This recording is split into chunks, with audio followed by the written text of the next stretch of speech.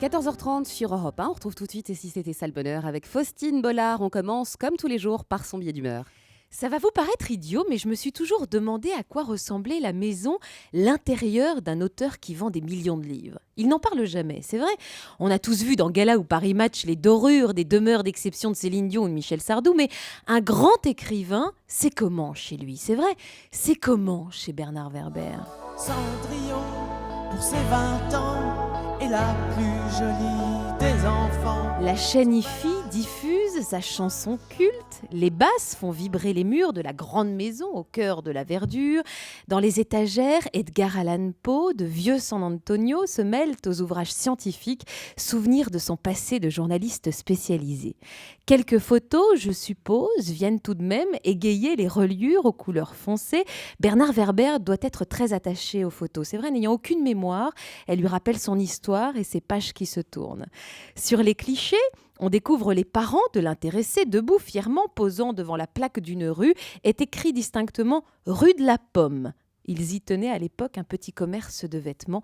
Bernard l'aurait presque oublié.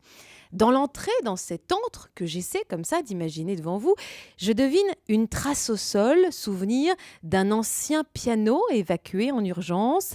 L'écrivain déteste cet instrument et pourtant, durant 6 ans, par amour pour sa maman, il dut s'atteler à apprendre les gammes. Peut-être ont-elles le mérite de lui avoir enseigné la musicalité de l'écriture. Par acquis de conscience, je suppose donc qu'il doit garder quelques partitions de Chopin au grenier. Par la fenêtre, dans cette maison que je ne connais pas, on doit apercevoir un jeune olivier fraîchement planté et un chat assis sagement observant ses branches. Il s'appelle Domino, je crois. Reste à visiter le bureau de l'écrivain. Au mur, on dirait comme des dessins, des schémas, des diagrammes géométriques. Avant d'écrire ses livres à la lueur des bougies, Bernard les dessine, écrit avec application cette équation du succès que lui seul connaît. Le téléphone doit souvent sonner chez Bernard Werber, peut-être son ami Boris Cyrulnik ou peut-être son attaché de presse qui lui rappelle qu'il est 14h30 et qu'il est attendu sur Europe 1 pour un rendez-vous avec quelqu'un qui peut-être le devine bien. C'est ce qu'on va voir maintenant sur Europe 1. Le bonheur selon Bernard Werber. Merci d'être fidèle à Europe 1. Europe 1. 14h30, 15h30, et si c'était ça le bonheur?